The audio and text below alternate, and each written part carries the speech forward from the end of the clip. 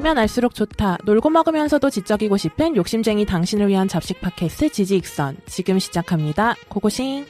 안녕하세요. 안녕하세요. 안녕하세요. 앤서입니다. 김범래입니다. 안내입니다. 오늘도 후원이랑 댓글 먼저 읽어볼게요.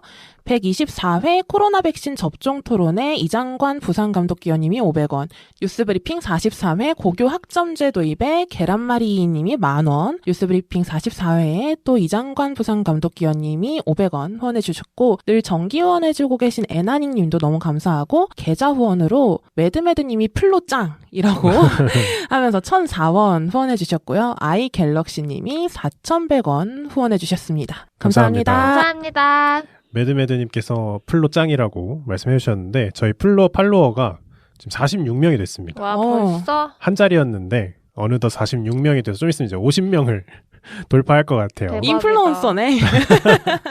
감사합니다. 안 그래도 저희 이제 뉴스 브리핑을 또 플로에서만 들을 수 있게 되어가지고 아마 맞아요. 저는 많은 불만이 나오지 않을까. 그치. 라는 예상을 조심스럽게 해봅니다. 뭐 여러 불만이 있을 수 있지만 뭐 뉴스 브리핑이 오리지널 된 거 자체도 불만이신 분이 있겠는데 플로에 댓글 기능이 없어요. 그러니까. 아니 나는 왜 이제 알았지 그걸? 알고 계셨어요? 네.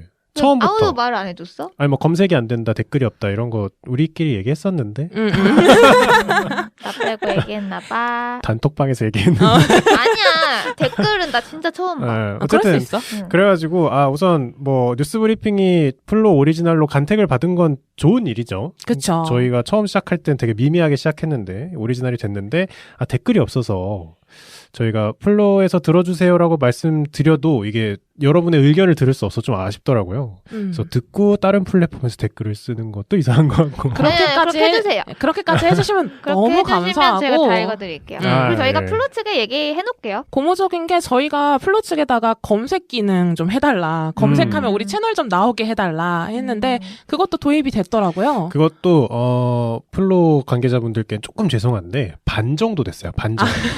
이게 무슨 반 정도 된 게 말이냐면 뭐야?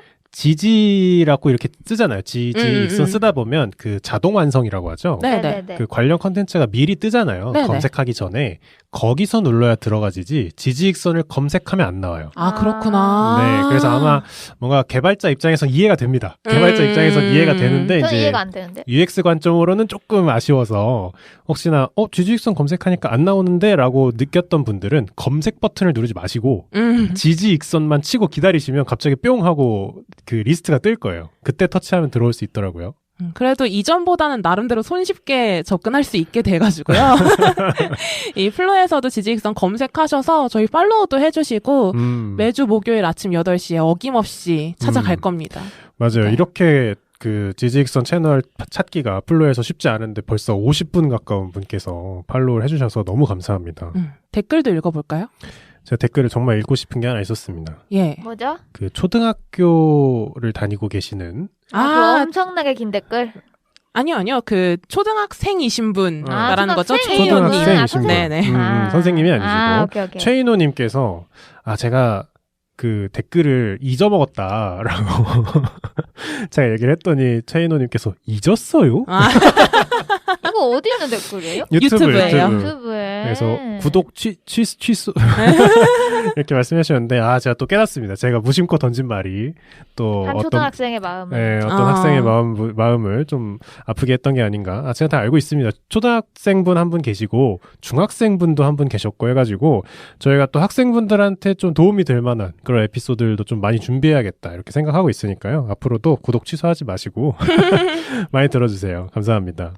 그리고 저희 팟빵 댓글로요. 뉴스브리핑 43회에 계란말이님이 엄청 크게 10,000원 통 크게 후원해주시면서 대박. 댓글을 굉장히 정성스럽게 달아주셨어요. 맞아요. 그래서 저희가 에피소드에서 이제 비판적인 요소에 대해서 시간 관계상도 있고 이제 준비가 부족했던 면도 있겠죠. 다루지 못했던 부분들에 대해서 굉장히 상세하게 잘 댓글을 달아주셔서 궁금하신 분들은 가서 정독해보는 것도 굉장히 좋을 것 같아요. 예, 교직에 계신 분 혹은 그 교직에 계신 분을 지인이나 가족으로 둔 분들이 지금 얼마나 힘들어하는지를 좀 간접적으로 느낄 수 있었던 것 같아요. 특히 그때 그 얘기 잠깐 나왔잖아요. 온라인 수업은 편할 것이다. 그런 얘기를 안느님이 해주셨는데 이제 기사에서는 더 힘들다더라. 뭐 이런 얘기를 했었는데 얼마나 힘든지를 정말 설명을 해주셨어요. 그러니까 아니 이런 분들 모셔서 토론을 해야 되는데. 그러게. 우리가 뭣도 모르는 사람들이 토론을 하니까 다음에 이 계란말이님 한번 괜찮으시다면 여기 모셔가지고 교육제도에 대해서 얘기해보면 어떨까? 라는 생각이 드는데 저희 공식 메일로 한번 메일 한번 주시면 연락드리도록 하겠습니다. 그리고 오디오 클립에도 약간 된 댓글인데 이 성내동 버거왕님이 굉장히 오랜만에 댓글을 달아주셨어요. 제가 기억하는 게 성내동 버거왕님이 원래 취준생이었는데 저희 방송 들으면서 이제 사회 초년생이 됐다 이런 말씀 해주신 적이 있는데 이젠 초년생이 아니실 수도 있겠네요. 클래식 인문 고전주의 편 들으면서 범래님의 중저음의 목소리와 이제 저의 나긋한 목소리 그리고 클래식까지 들으니 출퇴근이 참 좋았다. 이렇게 달아주셔서 아주 기분이 좋았습니다. 클래식을 많은 분들이 좋아해 주시는 것 같아요. 조회수 잘 나오던데? 맞아. 그래가지고 지금 하나를 더 준비할까 생각을 하고 있습니다. 네, 저는 물 들어올 때 노젓는 거야말로 성공의 지름길이라 생각합니다. 박수 칠 때 떠나라와 비교해보면 어떤가요? 그거랑 다르죠. 아니, 박수 칠 때 떠나라 정도 되려면 우린 멀었고. 그치. 클래식 정도면은 물이 약간 들어오려고 하는 것 같다. 이렇게 평가할 수 있겠습니다. 알겠습니다. 지금 앤서님이 손가락으로 저를 가리키시는데. 그러니까 앤서님이 말씀하실 때 제스처가 되게 많아요. 그러니까 저희가 이제 녹음이다 보니까 영상이 안 나가서 들으시는 분들은 전혀 모르시겠지만, 이제 앤서님이 뭔가 다급하면은 손이 막 빨리 움직이고 뭔가 끊어야 될 것 같은데면 손이 막 끊겨요. 이렇게 막 다다다닥 이렇게 손 제스처를 많이 해주시는데 이탈리아 사람처럼 제법 재밌습니다. 옆에서 보면 제법 재밌대. 저는 그 이번에 백신 토론 1편 올라갔잖아요. 네. 댓글이 반응이 엄청 뜨겁던데요? 이래서 토론을 해야 되는 건가 싶기도 하고 저는 이번 댓글들이 되게 반응이 많아가지고 전 되게 재밌었고 한 번만 더 말씀드리면 백신 1차 맞고 왔습니다. 그렇네요. 백신 1차 맞고 오셨습니다. 이게 오해하지 말으셔야 되는 게 네. 그 안느님이 당시에 백신 미접종자셨던 거지 백신 뭐 반대론자나 뭐 무용론자 이런 건 아니거든요. 약간 잘못 해석하신 분들도 계신 것 같아요. 그리고 이제 또 중간에 확 끊어버려가지고 방송을. 반응 좋던데요, 그것도? 그러니까요. 아주 좋게 봐주셨는데 2차 2회가 곧 올라오니 이미 올라갔겠구나. 이거 들으실 때쯤이면. 그것 한번 더 들어보시고 댓글 남겨주시면 감사할 것 같고요. 개인적으로 그러니까 제 경험만 좀 말씀드리면 1차 맞고 아무렇지도 않아가지고 민망할 정도더라고요. 그 쫄아버린 게 너무 민망할 정도여서 2차도 잘 맞고 오도록 하겠습니다. 네. 그리고 뭐 백신 토론에 대해서 지금 1회분밖에 안 올라가긴 했지만 2회분이 아마 올라가면 뭐 기다리시는 분들도 더 댓글을 달았을 거라고 저는 생각을 하지만 굉장히 강력한 댓글들이 몇 개 있었어요. 강력? 좀 원색적인 댓글? 네, 구독을 취소하겠다 이런 댓글도 있었고 뭐 논리가 빈약하다는 굉장히 비판적인 어조로 말씀하신 분들과 비난적인 어조로 말씀하신 분들이 있었는데 전 그런 댓글 하나하나가 다 중요하다고 봅니다. 이 말 저 100번 들었어요. 주저앉히고 범례님이 이 말을 네. 악플 같은 거 달릴 때마다 저는 악플이라 생각하지 않습니다. 근데 저는 이게 악플이라고 생각하지 않는다는 것도 뭐 얘기하려고 했던 것 중 하나지만 어떤 안건을 하나를 두고 극과 극에 있는 사람의 얘기를 듣는 게 굉장히 중요해요. 그러니까 안느님이 백신에 대해서 좀 물음표를 가지고 있을 때 거기다 대고 물음표를 왜 가져? 맞아야지. 당연히 맞아야지. 뭐 이렇게 얘기하는 것보다는 왜 물음표를 가지고 있을까가 사실 가장 중요한 거거든요.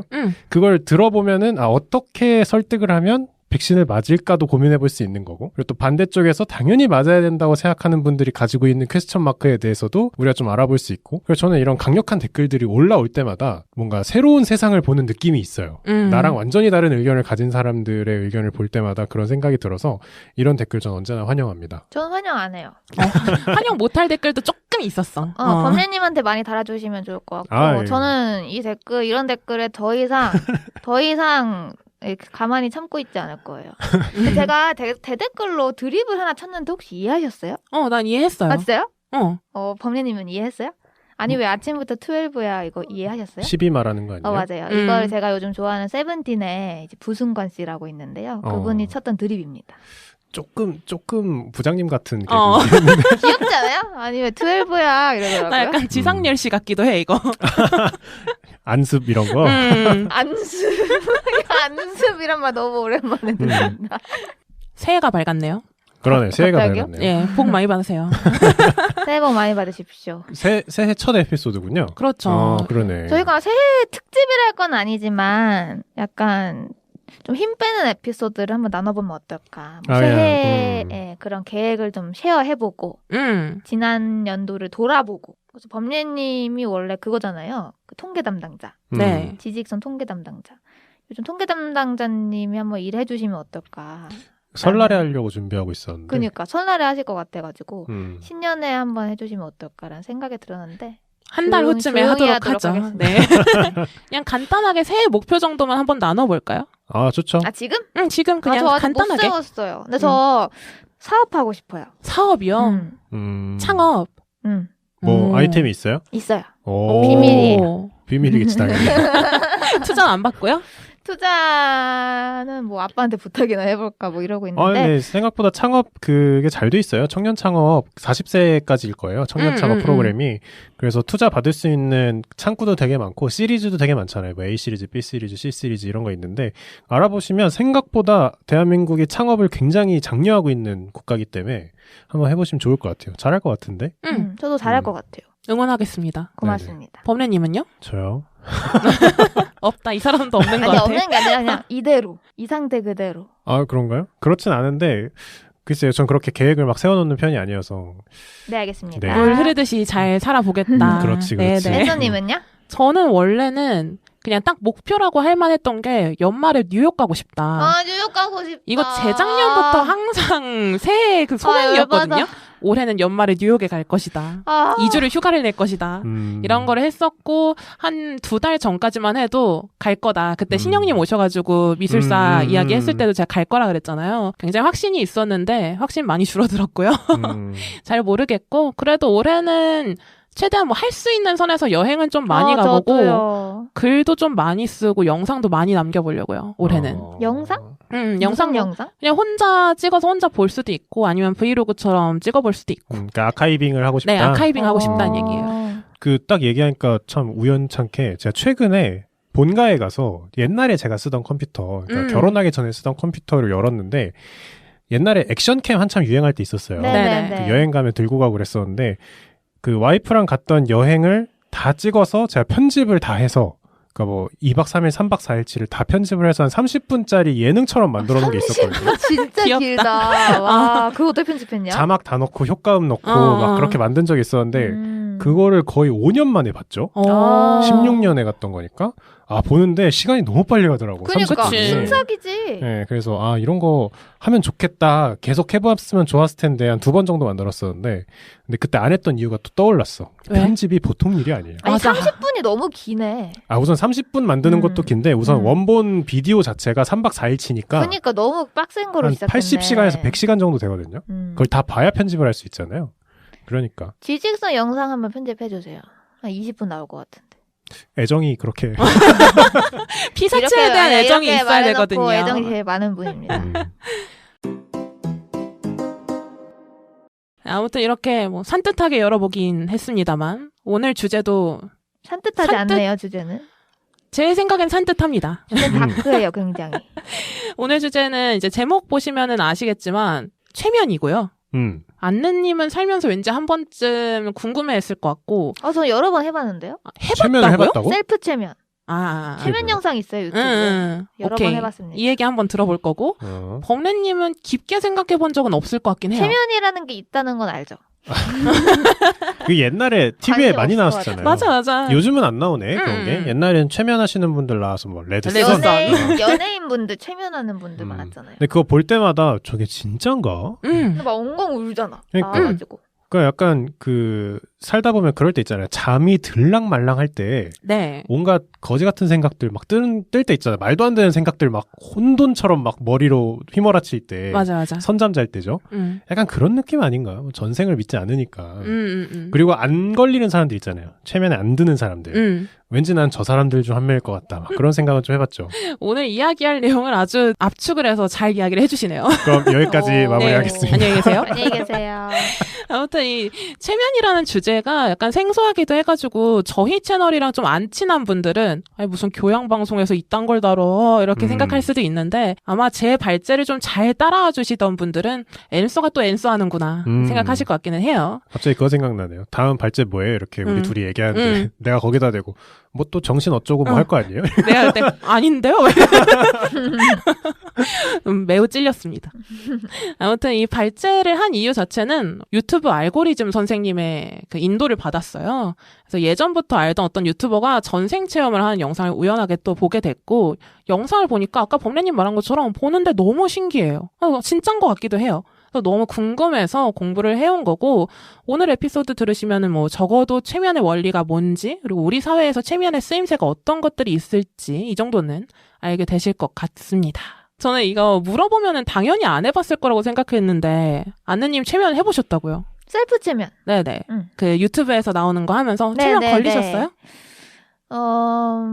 안 걸렸던 것 같은데, 근데 거기서는 그렇게 그 여러분들이 그 체면하는 영상을 보잖아요. 연예인들이 체면 당하는 그렇게 드라마틱한 질문들을 하거나 그러지도 않아요. 그냥 이렇게 뭐 빠져들고 뭐 안개가 걷히면 내 전생의 모습이 나타나고 뭐 요 정도인데 그거는 걸려본 적 없고 다만 그런 건 좀 당해봤어요. 그 약간 최면처럼 잠들게 하는 영상들 있잖아요. 이제 뭐 예를 들면은 뭐 몸이 붕 뜹니다. 뭐 이런 거 했는데 한번 진짜 저 걸려가지고 진짜 신기했어요. 잠도 들었고요. 잘? 잠 든 거 그 뒤로 들었을 것 같기는 한데 제가 느꼈던 건 몸이 붕 뜹니다 하니까 진짜 몸이 붕 뜨는 거예요. 떨어집니다 하니까 떨어지고 그것만 어렴풋이 기억나요. 그 느낌만. 그리고 잠들었던 것 같아요. 범래님 해본 적 없을 것 같긴 하고. 아니 틀어봤는데 옛날에 한참 유행했잖아요. 셀프 뭐 최면해가지고 뭐 자기 암시 막 이런 그 거. 옆에 반드시 한 명이 있어야 됩니다. 뭐 최면이 너무 깊게 들면 혼자 깨어날 수 없습니다. 뭐 경고장 뜨고 해봤는데 애초에 불신해서 그럴 수도 있지만 뭐 잘 안 들더라고요. 그리고 이게 집에서 혼자 영상 틀고 하는 거랑 실제로 체면술사가 옆에 있고 하는 거랑 몰입감이 차원이 다를 거예요. 근데 제가 생각한 거랑 굉장히 다르네요. 저는 이렇게 딱 이렇게 물어보면은 당연히 둘 다 안 했을 거고, 저도 없습니다. 이렇게 얘기하려고 그랬는데, 두 분 다 시도는 해보셨다. 관심은 있었다는 거. 실제로 만나뵌 적은 없어요. 네네. 그러니까 뭐, 그냥 관심이 생겨서 흥미 삼아서 영상 정도는 봤다라는 거죠. 근데 뭐 요즘은 미디어에 체면이 잘 안 나오기는 하는데 저희 초등학생 때까지만 해도 본인님 말한 것처럼 뭐 텔레비전 예능 프로그램 단골 소재였잖아요. 그렇죠, 그렇죠. 설 특집이나 뭐 추석 특집 이런 거 하면 연예인들 나오고 그 전에는 마술쇼 같은 거 하고 전생 체험 같은 거 하면은 막 울고 막 뭐가 보여요 이렇게 얘기하는 것들 기억나시는 분들 많을 텐데. 맞아요. 제가 마지막으로 기억하는 미디어 속 체면은 무한도전이에요. 박명수 씨 안 들었던 거.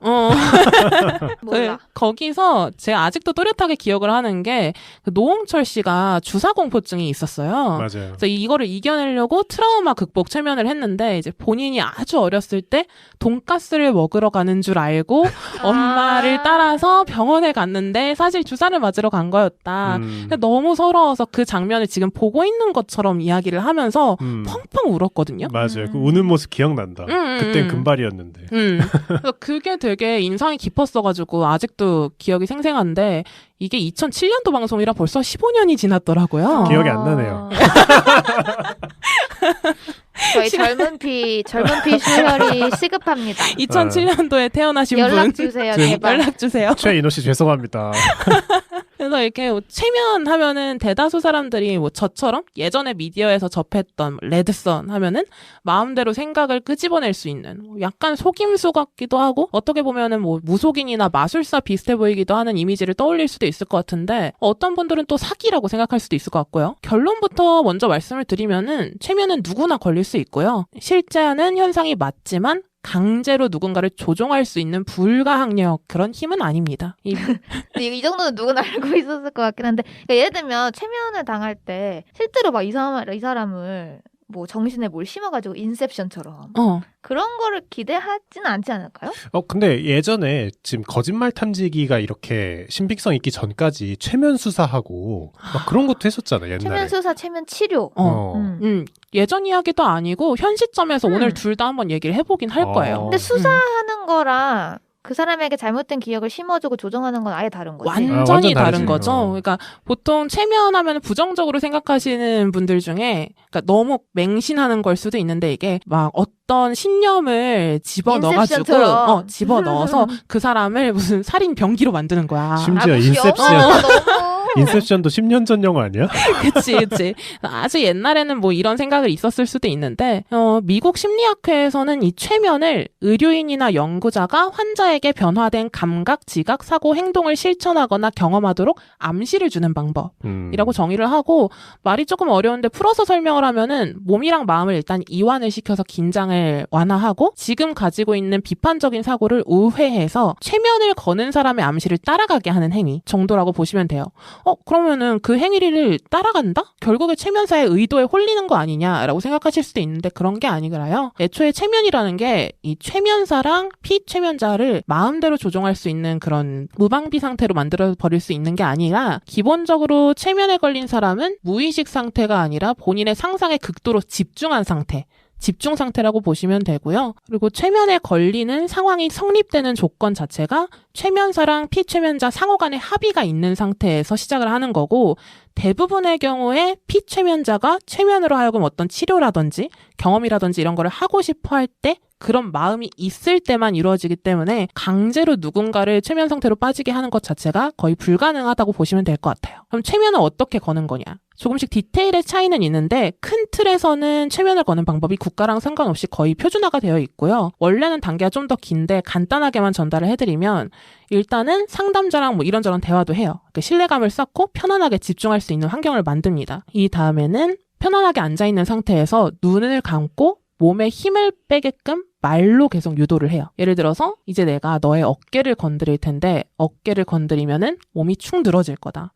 지금은 팔을 들어 올릴 건데 이 팔이 점점 더 무거워질 거다. 그리고 이제는 몸을 움직이려고 해도 움직이지 않을 거다. 이런 식으로 말을 계속 유도를 합니다. 이 과정을 오랫동안 반복을 하는데 실제로 상담자가 유도에 맞춰서 최면이 걸렸는지 확인을 하는 방법은 이제 너가 최면에 걸렸기 때문에 팔을 올리고 싶어도 못 올릴 거다. 뭐 발을 떼고 싶어도 못 뗄 거다 할 때 이 의식이 있어서 대답으로 반응을 하지만 실제로 팔을 못 올린다든지 발을 못 뗀다든지 할 때는 최면이 된 거다라고 확인을 할 수 있다고 해요. 이렇게 말하면은 최면을 거는 게 굉장히 쉬워 보이기는 하잖아요. 해볼까요? 네, 하지만 실제로 그렇게 막 간단하진 않고요. 제가 축약해서 말을 한 거고 짧게는 10분 안에 뭐 길게는 1시간씩도 걸린다고 합니다. 그래서 이렇게 최면에 걸리고 나면은 최면사랑 상담하고자 하는 사건에 대해서 이야기를 나눌 수도 있고 좋은 기억이나 장면을 떠올리게 해서 심리적인 안정을 만들 수도 있고 그런 거죠. 뭐 잠꼬대하는 거랑 마찬가지 아니야? 라고 생각할 수도 있는데 분명히 최면은 의식이 있기 때문에 최면에서 깨어난 후에도 자기가 말한 것들 자기가 겪은 상황들을 전부 다 기억을 할 수가 있대요. 그래서 잠드는 거랑은 경우가 다르고요.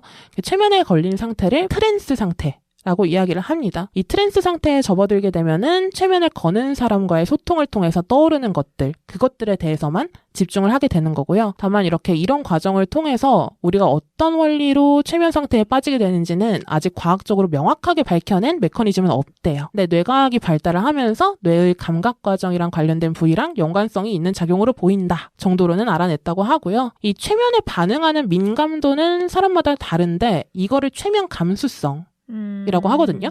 이 최면 감수성이 높은 사람은 쉽게 최면에 걸리고 낮은 사람은 그만큼 최면에 빠지기가 어려운 거죠. 정신과 의학서적에 이 최면 감수성을 엄청 쉽고 빠르게 확인하는 방법이 실려 있는데 좀 희한합니다.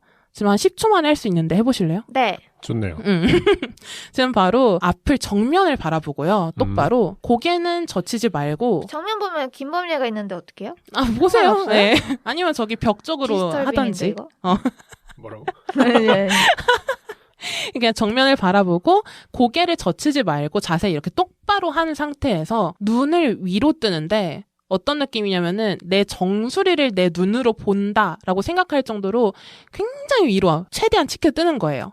그 상태에서 천천히 눈을 감아봅니다. 벌써 힘 빠져. 눈을 위로 뜨고. 눈을 위로 뜨고. 위로, 최대한 위로 뜨고 천천히 감아봐요. 범래님 다시 한번 해볼래요? 범래님이 오히려 최면에 더 잘 걸리는 사람입니다. 뭔 차이가 있지? 흰자 보는 거 아니야? 네, 맞아요. 눈에 흰자가 많이 보이면 보일수록 이때 최면에 더 잘 걸리는 사람이라고 하고요. 이거 진짜예요? 아니면 카더라예요? 왜 이렇게 신빙성이 없냐? 정신의학 서적에 있기는 있습니다. 의사들이 보는 서적에 있기는 있는데 저도 이게 조금 이상한 거예요. 이걸로 어떻게 알아? 그러니까 이게 눈이 돌아가는 반경 근육의 차이 아니야? 이거 우리 그 옛날에 테스트하던 그런 것 같아. 그러니까 뭐 손 하면서 어떻게 되면은 뭐에 걸릴 확률이 높고 뭐 이런 거. 그래서 이거를 안구 회전 검사라고 하는데 제가 생각해도 조금 이상해서 좀 찾아봤습니다. 그래서 논문 같은 거를 찾아보니까 옛날에는 이게 임상적으로 좀 확인이 된 사항이고 맞다라고 해가지고 전문 서적에 실리기까지는 했지만 최근에는 통계적으로 크게 유의미하지는 않다라는 의견이 있다라고는 해요. 그래 보여요. 그리고 뭐 실제로 체면을 걸어보지 않는 이상은 절대적인 기준이 있다라고 말하기는 좀 어렵고요. 여러 가지 요인들이 있는데 확실한 건 하나가 있습니다. 나이가 어릴수록 체면 유도 성공률이 높다고는 해요. 우리 아직 가능성이 있군요. 해보려면 지금 해보는 게 좋을 수도 있어요. 그래서 이렇게 사람마다 정도의 차이는 있더라도 체면에 아예 반응을 안 하는 사람은 생각보다는 좀 적어요. 10명 중에 1명 정도라고 합니다. 다들 걸리나 보네? 9명 정도는 걸린다는 거예요. 어떻게 걸리지? 긴장 상태 있는데도 걸리나 보네? 저는 왜 안 걸렸죠? 영상이라 그런 거 아닐까? 뭐 좀 더 인티밋하게 하면은 될 수도 있는 거고. 근데 이렇게 안 걸리는 분들은 보통 굉장히 의심이 많거나 매사에 비판적일 확률도 높기는 한데 한편으로는 집중력이 많이 떨어지신 분들도 있대요.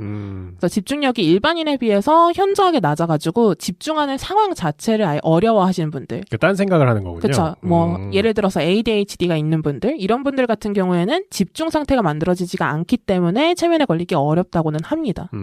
아무튼 정도의 차이는 있더라도 대부분의 사람들은 체면에 걸린다라고 보시면 돼요. 그러면 이 최면을 어디다가 활용을 하냐? 가장 좋은 거는 심신을 치료하는 데 활용을 하는 거죠. 원래는 최면을 의학적으로 활용하기 시작한 게 되게 오래전으로 거슬러 올라가는데 기원 전까지 갑니다. 이집트 파피루스 문서에 적힌 기록에 보면은 기원전 376년에 치차 에망크라는 사람이 최면술을 활용해서 병을 치료했다라는 내용이 담겨져 있고 그 이후에도 그리스 신화에도 최면을 유도한 장면들이 나오기는 하는데 이때는 사실 조금 마술처럼 사용한 게 맞을 수도 있겠고 이제 최면이 제대로 근대의학의 개념으로 받아들여진 거는 1700년대 들어서라고 해요. 최면을 처음 과학의 영역으로 가져온 사람이 제임스 브레이드라는 스코틀랜드 의사인데요. 이 브레이드 박사가 최면에 관심을 가지게 된 계기가 어느 날 이분이 거리를 걷는데 어떤 사람이 자기가 자석치료사라고 하면서 자석으로 난치병을 치료한다고 광장 같은 데서 공개 치료 행위를 하는 걸 본 거예요. 당시에는 이거를 동물 자기술이라고 해가지고요. 인체에 자력의 흐름이 있고 이 흐름이 흐트러지게 되면은 병에 걸린다. 라는 논리로 사람들을 호도한 거죠. 자석으로 아픔을 치료할 수 있다고. 요즘에도 가끔 1호선 가면은 있습니다. 이런 분들. 진짜? 유구하죠. 아무튼 이 브레이드 박사가 이 치료법이 절대로 말이 안 된다는 거는 이미 알고 있음에도 불구하고 어쨌든 그 자리에서 실제로 통증이 줄어들었다라고 하는 사람들이 있고 그 자석으로 치료를 해가지고 그 사람이 명망이 좀 높아졌었어요. 그래서 이런 거를 보면은 그 자석으로 병을 낫게 하는 거는 믿지는 않지만 어쨌든 그 치료사의 의료 행위에서 뭔가 있기는 있을 거라고 판단을 한 거죠. 그래서 다시 그 치료 현장을 찾아다니면서 관찰을 열심히 했는데 자석 치료사가 치료를 할 때 눈으로 응시를 굉장히 강렬하게 하는 점 그리고 환자한테 암시를 계속 거는 거 이런 것들을 캐치를 합니다. 이 방법을 가져와서 이거를 활용을 하면서 주변 환자나 주변 가족들한테 실험을 해보고요. 여기서 유의미한 효과를 확인하게 되어가지고 이 치료법에 그리스 신화 속 자매신 히프노스에서 따온 말인 힙노티즘, 즉 최면이라는 말을 처음 붙이게 됐고 최면술의 기초도 이분이 다졌다고 해요. 근데 오늘 그 최면의 그 원리 이런 것도 설명해 주시나요? 원리는 그러니까 지금 현대 과학으로는 어떤 프로세스로 확실하게 최면이 걸리는지를 알 수가 없대요. 다만 최면에 걸렸을 때 뇌의 상태 정도는 영상으로 확인을 해서 알 수가 있는 거죠. 어떤 상태래요? 그것도 조금씩 이야기를 하면 안 될까요? 네. 그 얘기 해주시는지 궁금해요. 뒤에서 이야기 해볼게요.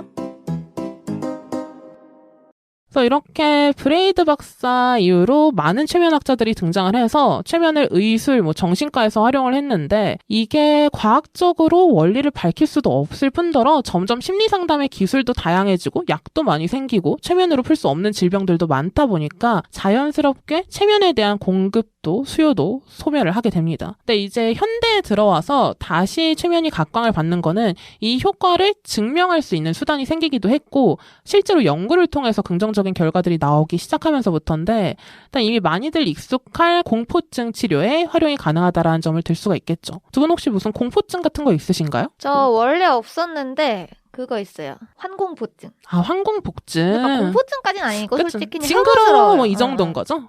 뭐가 있죠? 공포증이? 고소공포증 이런 것도 있고. 고소도 약간 있는데 고소공포증 다들 높은 거 무서워하지 않아요? 안 그런 분들도 있더라고요. 어느 정도 높으냐에 신기하다. 따라 다르겠죠? 뭐가 있죠? 선단. 선단도 별로 없는 것 같은데. 그것도 있지 않나? 주사 이렇게. 그것도 선단이랑 맞아요. 비슷하겠다. 그러니까 근데 안내님 말씀이 좀 비슷한 것 같아요. 그냥 일반적으로 까마득하게 높은 곳에 올라가면 좀 두렵고 바늘도 뭐랄까요? 그것 때문에 막 소스라치게 공포를 느낄 정도는 아니고. 저 그런 분 봤어요. 실제로 선단공포증 있으신 분은 제가 이제 이렇게 손가락질 하잖아요. 얼굴에. 맞아요. 그것도 못 봐요. 하지 그러니까. 말라고 치우라고 이렇게 그러니까. 하더라고요. 그런 공포증이라고 나열된 것들에 대해서 기본적으로 조금의 뭔가 부담감이 있긴 하지만 나 그거 공포증 있어요. 정도까지는 아닌 것 같아서. 물고기 얼굴. 최근에 생긴. 그 웹툰 보고 생긴. 그 조석의 웹툰 보고. 근데 진짜 저는. 근데 그거 있어요. 이것도 꽤 많긴 해요. 많아요. 물고기 눈동자랑 조류의 눈동자를 못 보는 분들이 있죠. 꽤 많아요. 근데 제가 처음에는 그냥 그 웹툰 보고 징그러 이 정도인 줄 알았거든요. 근데 진짜 못 보겠어요. 약간 트라우마 됐나 보다. 진짜로. 이런 부분도 마찬가지고 아까 안느님 지인 중에 섬당공포증 있는 분들 이런 분들 같은 경우에 공포심을 최면을 통해서 줄일 수 있다라는 건데 저도 줄일 수 있나요? 네, 할 수 있겠죠. 그 웹툰 보기 전으로 돌아갈 수 있는 거. 그 전으로 돌아갈 수 있을지 모르겠다. 봤어. 조석 씨. 좀 더 예를 들어보면은 아까 초반에 무한도전 얘기 나왔듯이 노홍철 씨처럼 주사공포증, 섬당공포증이 있는 분들 꽤 많은데요. 보통은 어렸을 때 어떤 특정한 사건을 겪으면서 공포증이 생겨서 어른이 돼서도 주사에 대한 트라우마 때문에 주사를 잘 못 맞는 경우가 대부분인데 이게 심할 경우에는 주사를 맞을 때마다 먼저 마취를 해야 된대요. 그러니까 주사 마취 말고 다른 마취가 있잖아요. 그러니까 마취를 한 다음에 필요한 경우에 주사를 놓기도 한다고 하더라고요. 생각해보니까 그것도 있네요. 무대 공포증. 그런 것도 있겠죠. 때 트라우마 생겨가지고. 그래서 이런 케이스들의 최면을 활용을 해서 극복이 가능하게끔 하는 사례들이 병원 현장에서 생겨나고 있다고 하는데 또 하나가 있는 게 폐소공포증. 맞아. 이것도 있다. 네, 이 폐소공포증도 의료계에서 최면을 통해서 좀 완화를 시키려고 하는 게 케이스가 어떤 게 있냐면 폐소공포증을 가진 분들 중에 MRI 기계 안에 들어갈 때마다 공포증 발작이 일어나는 분들이 있다고 해요. 그래서 이럴 때 어쩔 수 없이 검사가 필요한데도 중단할 수밖에 없는 일들이 일어나는데 이것 때문에 의료센터에서 폐소공포증 환자를 대상으로 최면 치료를 활용하기도 한다고 합니다. 그래서 폐소공포증은 근데 어렸을 때는 다 있는 것 같아요. 그런가? 네, 애기들은 그 깜깜한 방에 혼자 가둬두면 지금 열이면 열 다 소리 지르더라고. 그거는 분리불안 폐쇄공포증보다는 약간 아니 근데 그러니까 환한 방 이렇게 넣어놓으면 상관이 없는데 그냥 깜깜한 방 있잖아요. 성인도 울 것 같은데. 불 꺼진 화장실 이런데. 예를 들어서 안느님도 갑자기 화장실 들어가는데 불이 꺼졌어. 근데 열려고 하는데 안 열려. 소리 지르진 않지. 밖에 분명히 누워 있었는데 대답도 안 해. 이러면 무섭지 않나? 난 소리 지를 것 같은데.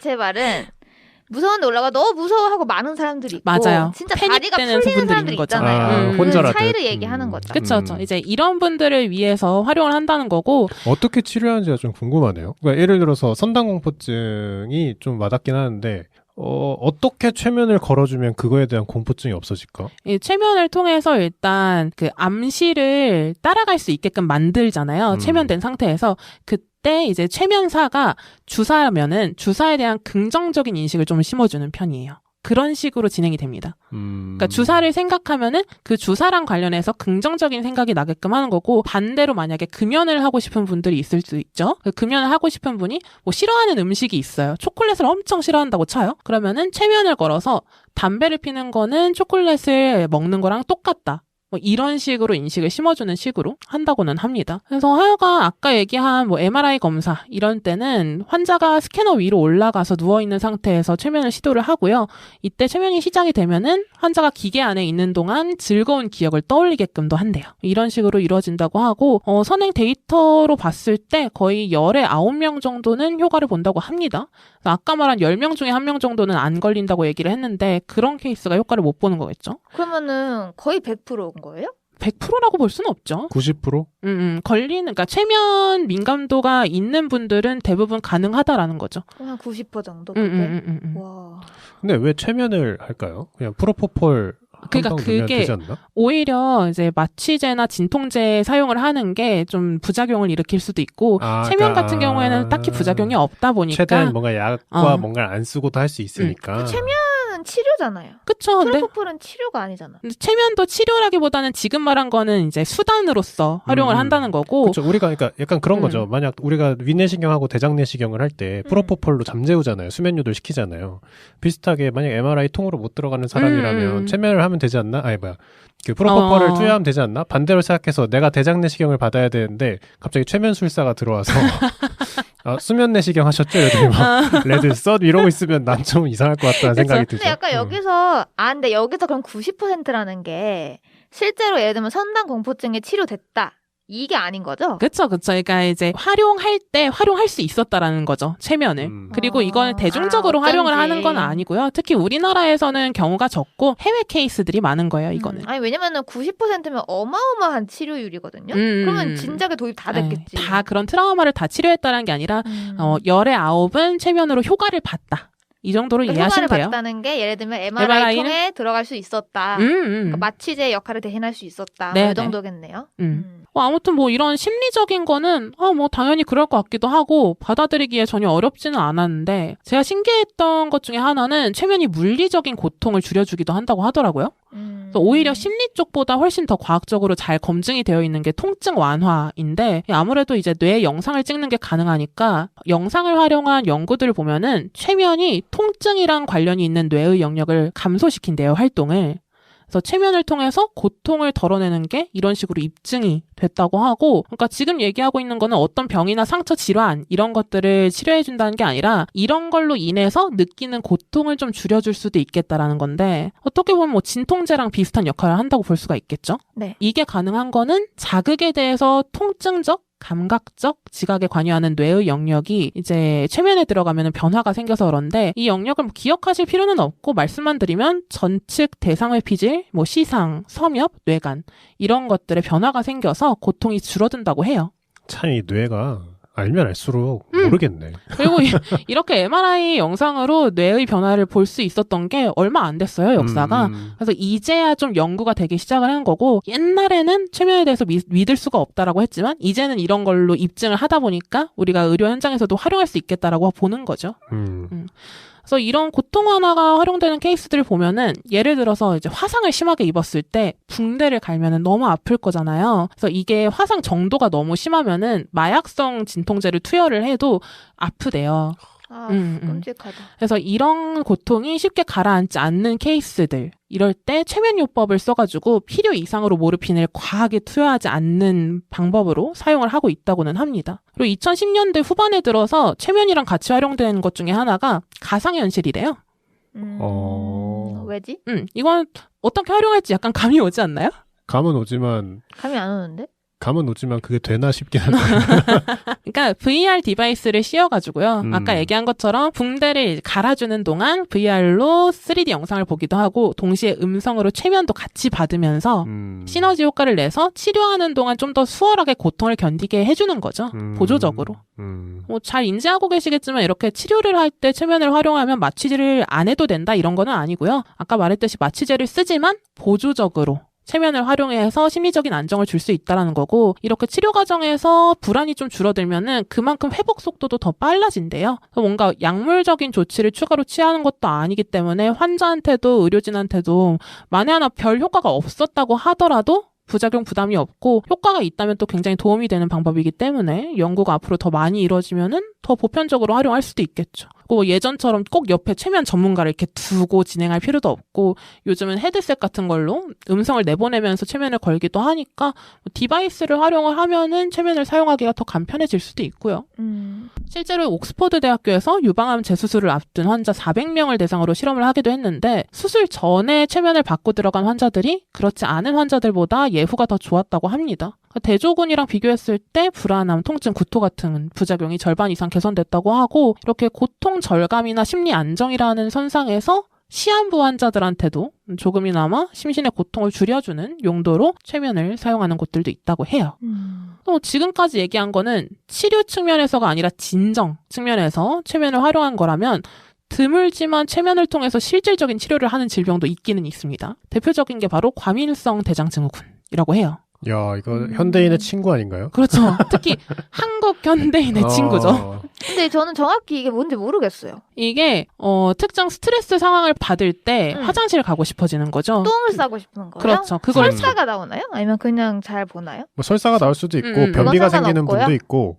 이거 약간 그 뭐죠? 이거 위에 올라오는 거 뭐라고 하죠? 그 역류성 식도염? 그거랑 같이 현대인의 두 명의 친구 중 하나잖아요. 그래서 이 과민성 대장증후군 앓고 계시는 분들이 굉장히 많은데 이게 특정한 원인이 뭐라고 아직 명확하게 밝혀진 바가 없대요. 많이들 알고 계시다시피 뭐 스트레스나 불안에 의해서 심리적인 요인 때문에 일어난 질병이라고 분석이 되고 있기 때문에 당연히 최면이랑 이어질 수도 있는 거겠죠. 치료 과정에서.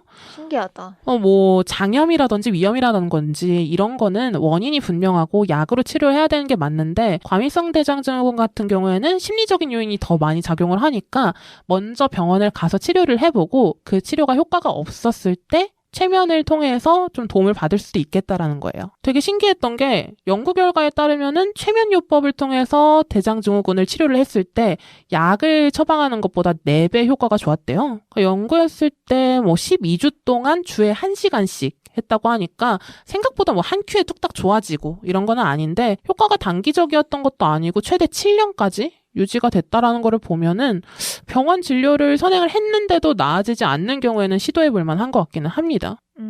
아무튼 계속 강조하고 있기는 한데 정신적인 질병이든 뭐 신체적인 질병이든 최면을 우선적인 치료 방안으로 고려할 수 있다라는 말은 아니고요. 병원에서 진료를 보는 게 우선이고 치료 과정에서 보조적인 방식으로 최면이 도움을 줄 수도 있고 이게 연구로도 입증이 됐다 정도로만 이해해 주시면 될 것 같아요. 근데 이 이야기 듣고 최면 치료 받아보고 싶다라고 생각하실 수도 있는데 우리나라에서는 최면에 대한 인식 자체가 별로 안 좋기도 하고 대중화도 안 되어 있어가지고 치료를 받을 수 있는 센터가 100개도 안 된대요. 그래서 엄청 한정적이기 때문에 개수가 적다 보니까 시간당 가격도 굉장히 비싸고 많게는 100만 원까지.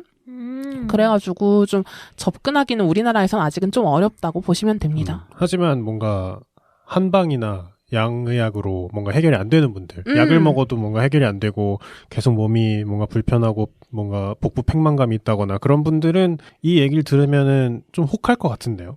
그게 얼마든 한 번 정도는 받아보고 싶다 나아진다면 그런 생각을 하실 수도 있을 것 같아요. 근데 저는 신체가 아프신 분들은 별로 안 혹하실 것 같고 오히려 이제 트라우마가 있으시거나 좀 멘탈의 치료가 필요하신 분들 혹은 나도 모르겠는 공포증이 있는데 내가 원인을 모르겠어. 그래서 한번 내 원인을 찾아보고 싶은 그런 분들이 오히려 더 혹할 것 같아요. 그리고 이런 치료적인 측면 말고도 아까 범래님이 말한 것처럼 사회적으로도 활용할 수가 있는데 최면 수사를 활용을 해가지고 수사에 최면을 이용을 하는 거죠. 이거를 법최면 이라고 부릅니다. 이제 활발하게 활용되는 방식은 아닌데 그래도 의외로 국내에서 종종 사용하는 케이스들이 있고 매스컴을 통해서 이 케이스들 접한 분들도 계실 것 같기는 해요. 우리나라 경찰청에 소속된 법최면 전문조사관 몇 명 정도 있을 것 같나요? 우리나라 경찰청 3명? 3명? 아닌가? 아예 모르겠어.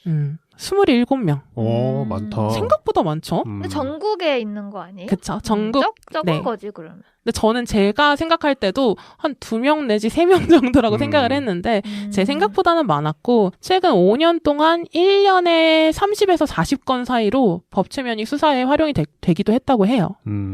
이 수사에서 최면을 사용한다고 해서 피의자의 진술이나 자백을 받아내는 그런 용도로 쓰이는 건 아니고요. 보통은 수사에 좀 더 도움이 될 수 있게끔 피해자 또는 목격자의 기억을 되살리는 용도로 쓰인다고 합니다.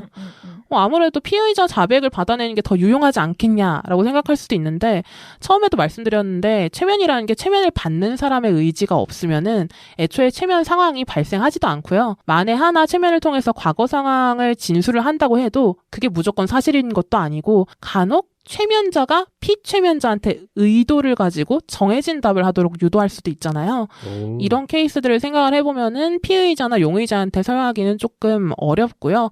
피해자랑 목격자 진술을 활용한다고는 했는데 이것도 결정적인 증거로는 절대 활용하는 게 아니라 보조자료로 활용을 한다고 합니다. 저도 알기로 그 최면으로 내뱉는 그 뭐라 해야 되지? 그 뭐라고 하죠? 진술들? 뭐 그런 증언 것들? 진술들이 증거로 채택될 수 없다던데요? 증거로 채택되는 게 아니라 뭐 예를 들어서 강호순 사건 있었잖아요. 그 사건 있었을 때 그 강호순이 피해자 신용카드로 현금을 뽑았는데 이 상황 자체까지는 경찰들이 알아냈는데 그 다음 상황을 좀 어려워했던 거예요. 이때 강호순이랑 어깨를 부딪혔다고 한 목격자를 대상으로 법최면 수사를 했습니다.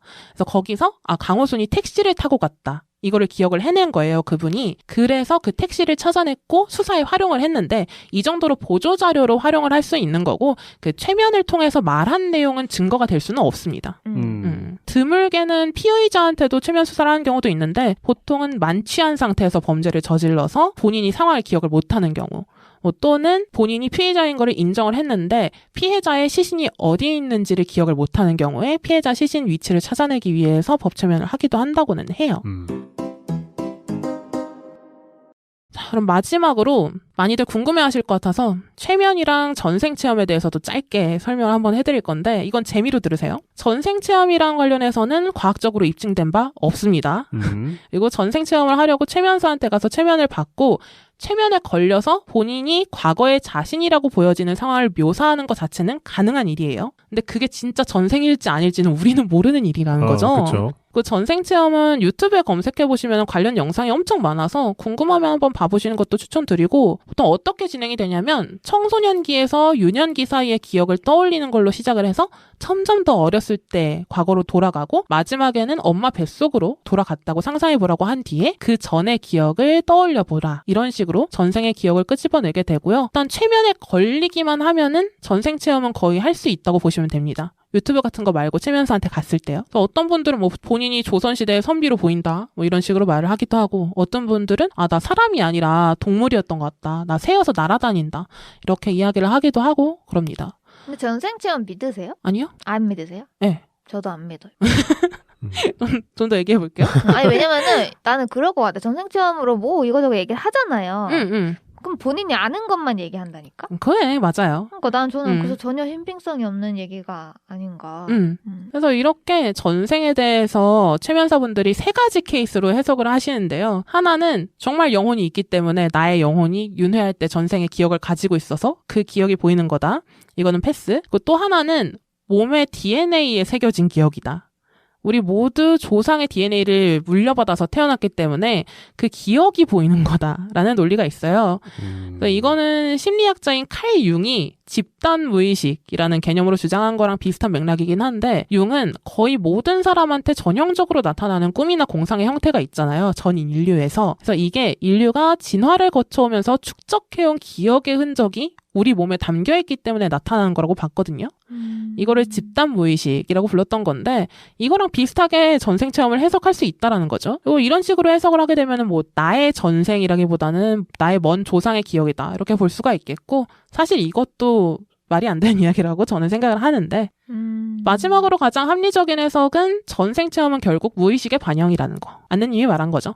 최면사분들도 대부분 이 케이스가 맞다라고 이야기를 하십니다. 피최면자 본인이 자신이 최면 과정에서 상징들을 만들어내서 상상을 구현하는 거죠. 이게 이럴 수밖에 없는 게 10년 정도 전에 소녀시대 분들이 방송에서 단체로 전생 체험을 한번 한 적이 있어요. 근데 그때 진료실에 들어가기 전에 유관순 열쇠랑 관련된 오브제들을 조금씩 보여줍니다. 무의식 속에. 근데 최면을 걸어서 전생 체험을 하는데 멤버의 절반 정도가 유관순 열쇠를 암시하는 전생 체험을 한 거예요. 그래서 어떻게 보면은 결국에는 무의식의 발현이다라고 볼 수가 있는 건데 근데 만약에 이게 사실이라면 최면 자체가 다 무의식의 발현일 수 있겠네요?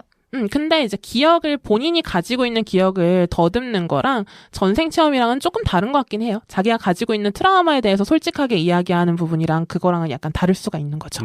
전 별로 다르지 않을 것 같다라고도 생각이 드는 게 이 기억을 기억해내는 것 또한 전생 체험을 하듯이 한다는 거지. 그러니까 내 말은 그것도 허구일 수 있다는 거지. 아까 뭐 택시를 타고 갔다. 이것도 그 사람이 직접 본 걸 기억한 게 아니라 이거 아닐까라는 무의식이 발현된 거다. 이렇게 볼 수도 있다는 거지. 그래서 저는 최면으로 나온 그 증언이 채택될 수 없는 효력이 없는 이유가 그거라고 알고 있거든요. 신빙성이 없기 때문에. 근데 이 신빙성 문제를 조금 차치하더라도 결국에는 전생 체험도 그냥 본인이 가지고 있는 감정을 풀어낸다. 이런 측면에서 심신의 안정을 줄 수가 있고 정서적으로 안정을 줄 수가 있다면 그냥 그걸로도 의미가 있지 않겠냐라는 거예요. 최면 자체가 뭐 정말 진짜다 아니다 이런 걸 떠나서 최면에 걸리는 건 사실이고 그 걸렸을 때 본인의 감정이나 그런 본인이 상상하는 것들을 표현함으로써 안정을 얻을 수 있다면 최면이 그러면은 어느 정도 의의가 있지 않겠냐라는 거죠. 이게 진짜고 아니고를 떠나서 그냥. 와, 근데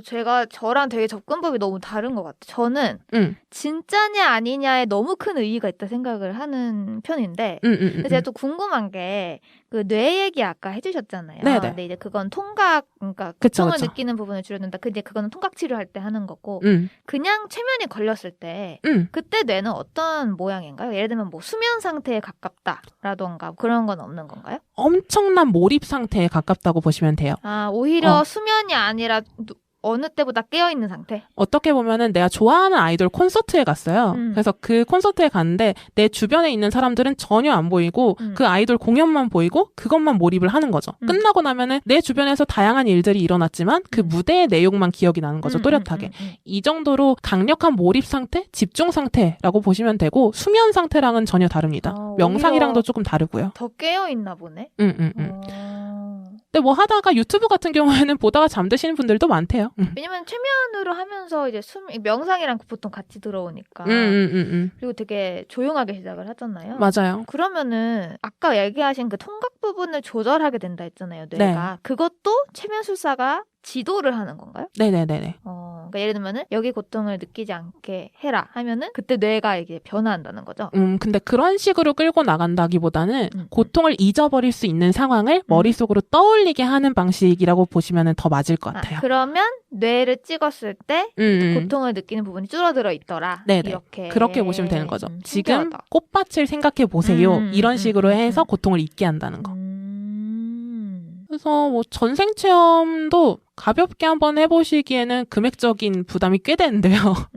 검색해보면 아시겠지만 우리나라에서 전생 체험이 가능한 곳이 별로 없고 그중에서도 저명한 곳이 하나 있는데 거기는 한 번 상담 진행하는데 50만 원이라고 하더라고요. 뭐 후기 같은 걸 보면은 전생 체험은 크게 의미가 없고 전생까지 가는 과정에서 본인이 유년기에 겪었던 일들을 이야기하면서 정서적으로 많이 좋아졌다. 그런 데서 의의가 있는 것 같다라고 하신 분들도 꽤 계시고요. 그냥 재미로 하는 느낌일 것 같은데. 근데 재미로 하실 분들은 그냥 안느님처럼 유튜브에서 전생 체험 검색해보시면은 근데 그거 안 먹혀요. 안 먹혀요. 그게 조회수가 640만 회 되는 게 있어요. 가장 상단에 있는 거. 그 최면 유도 영상이 있는데 사실 하다가 잠들었다라는 내용이 댓글 절반 정도 되기는 합니다만 진짜 최면 걸리신 분들도 있다고 하니까 궁금하시면은 흥미 삼아서 한번 해보는 것도 나쁘진 않을 것 같기는 합니다. 오늘 준비한 내용 여기까지입니다. 재밌네요. 재밌는 거 맞아요? 거의 아까 난 이 얘기와 전혀 상관이 없는 사람이다라는 표정으로 뒤에 앉아있던데. 아니, 저는 아니야. 이 얘기를 들으면서 결국 느낀 거는 우리가 인지하는 것이 얼마나 중요한가를 좀 느끼게 되는 것 같아요. 그러니까 사실 통증이라는 것도 세상에 통증이 있는 게 아니고 뇌가 통증을 만들어내는 거잖아요. 네.